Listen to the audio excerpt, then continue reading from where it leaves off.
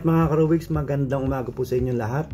Ngayon, gagawin uli natin yung belt method. Yan. Belt method mga Karubiks. Hindi na kuno. So, number 1 step, gawa tayo ng belt. Yan. Belt. Okay. So, meron na tayong isa. So, bababa mo lang. Yan, ganyan. Yan. Okay. So next, so sa taas wala na, no? Wala na. Ito na tayo sa kabila. Doon yung dalawa at saka ito yung isa. Okay lang. So kung ito yung unahin mo, no? Orange. Dahil buo na yon, no? Ito lang yung taas mo. Then lagay mo siya doon. Then back. Ayan, meron tayong buo, no? Ngayon, ito naman red, blue, dito siya. Ito lang yung tataas mo. Dahil, kaya ito, dahil blue yung nandito. Yun. Yun. Then back. Yun. No? Okay. So, ito naman, pagka ganyan, mga Karubiks, nakalagay na siya sa sarili niyang kulay. Yung green dito, no? So, pag ginanyan mo yan, okay. Paano to? Buo na dun eh. Di ba? Buo na eh. So, balik natin. Yan. So, ang gawin mo, pwedeng ganyan, no? Or, pwedeng ganon. Kung ano yung gusto mo. Basta, iiwas mo lang siya dito kasi ito, i-insert natin doon ng pa-F-frame. Di ibig sabihin, ito lang yung umikot, itong front. Hindi na damage yung buo na. Saka mo ngayon siya ibalik. Iyon. Para makagawa tayo ng belt. Yan. Belt daw yan eh. Belt. Belt nga naman, di ba? Parang belt. Yan. Na. Okay. Ngayon, nung nakagawa na ng belt, no, dito na tayo. Dito, unahin natin ang mga edges. No? So, white. So, lahat ng white edges dito. Kaso, merong 3 dito. Yan. Okay. So, ganito lang yon, no? Ayan, nakatapat na pala. Pwede naman magkatapat din. Pwede naman. Ganyan lang, oh. Iwas mo doon. Taas mo to. Diba, yun din yun. Tsaka dapat bumalik yung belt mo ng buo pa rin. Okay. So, yun. Then, tapat mo uli yung puti na nandun. Then, same lang din. Ito naman dilawan lagay mo doon. Para naman yung dilaw, doon din mapunta sa kapwa niya dilaw. Ayun. Ayan. Ito na yung huli. Diba, isang puti na lang. Nakakatatlo na tayo eh. Ito na lang. So, nasaan yun? Ito. Ayan. Ayan, tamang-tama. Pareha silang puti. Para yung ginagawa natin kanina. Ganun din. Siya yung lagay mo doon. Taas. Ngayon, nandyan na sila lahat. Ayan. Kaso, may parity. Ito. Kasi kaya parity, hindi match yung number ng ng edges eh. Dapat equal eh.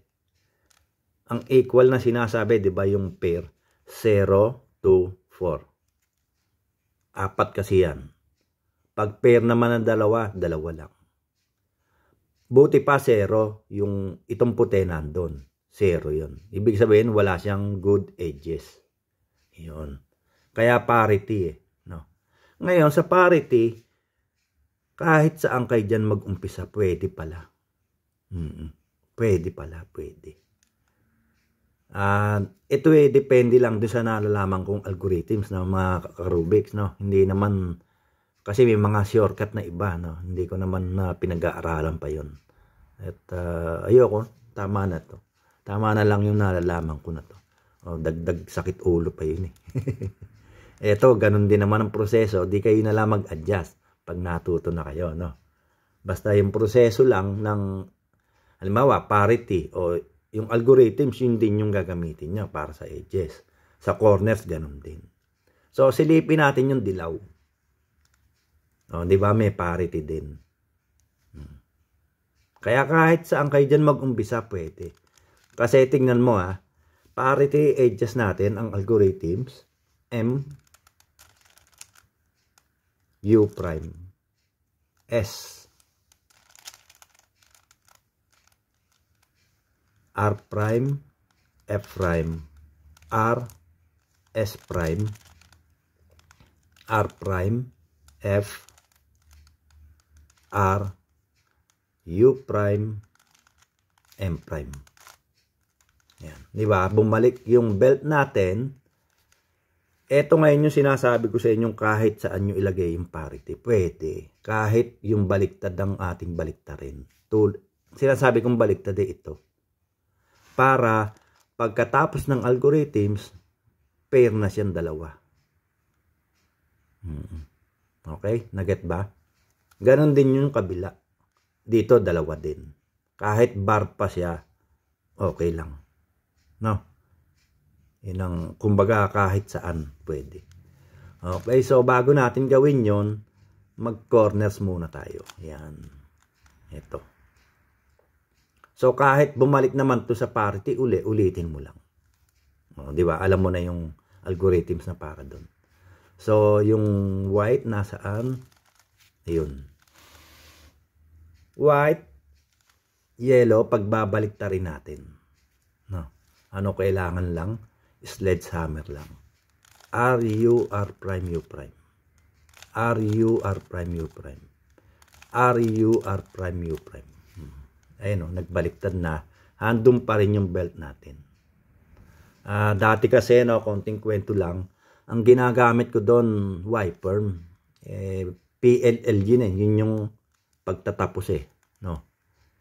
Tingin ko, pwede rin naman kasi nabuo yung cube. Mas better pala to. At madali lang. 3 ulit lang, ayan na. No? Okay, so ngayon, saka natin buuin yung mga edges. Pambata, ano? O kahit mag-shortcut tayo ng wide F, R, U, R prime, U prime. Wide F prime. Ayan. Then, buuin natin. So, may parity, mga karubiks. R, U, R prime, U. Ayan, o. Diba siya yung baliktad So, dito, kahit naman baliktad to, pwede rin. Try natin nung ganon, no? Ito lang muna yung ayusin natin. Tingnan natin kung ano lalabas dito. No? Same lang din naman Oo. Na-proof ko na kahit papano. Okay, algorithms ng parity corner. R, D prime. R prime, U prime. R, D. R prime, D prime. R, D. R prime, U, R. D prime, R prime. Ayun, no? Tumama siya. No? Tumama. Then, tingnan natin kung anong lalabas dito. JB perm. Cycles of edges. So, pwede nating gamitin din dito yung edges. Counterclockwise, clockwise. No? Ito counterclockwise.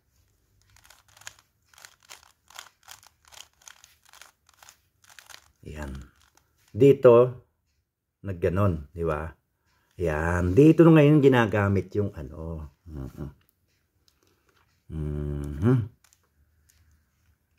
edges na to, no? Pagbalik ta rin natin. Ganon nga ba? So, M2, U2, M2, U2. Yan. Saka mo ngayon siya isosolve ng ano pa rin pala to. Ganon din. Clockwise uli. R2, U, R, U. R prime, U prime, R prime, U prime, R prime, U, R prime. Ayun, no. Ngayon, pag nabuo na yan, ito madali na. Yan. Tama na yan. Tama na yan. Kasi nabuo na to So, tadaan lang tayo ng F, R, U, R prime, U prime, F prime. Ayan. Hindi ba ito yung pang row method? Kaya pag may experience kayo sa mga ganon, madali nyo masosolve yan. R, U2, R2, U prime, R2, U prime, R2, U2, R. Ayan o. Diba? Ito ngayon yung pattern ng ayan, B-perm, no? Yan yung B-perm naman, mga ka-Rubiks. Yung ganyang posisyon, Y-perm pala. Y-perm. Okay. So, ganyang posisyon, no? Yan. Yan, no? Ito yung palatandaan. Yan. Ito magpapalit. Saka ito. Ayun. No? Okay. F, R, U prime, R prime, U prime. R, U, R prime, F prime. R, U, R prime, U prime. R prime, F, R, F prime. Ayun. No? Okay. So, yun lang. Yun lang ang belt method, mga ka-Rubiks. Kailangan pinakamaganda, no? Kabisado nyo yung PLL algorithms na 21. Okay, so maraming salamat po, mga ka-Rubiks, no? At yun lang yung nalalaman kong algorithms. Okay naman, no? Nabuo naman natin, no? Okay. So maraming salamat sa mga suporta nyo, mga ka-Rubiks, at mag-iingat po palagi. Bye-bye!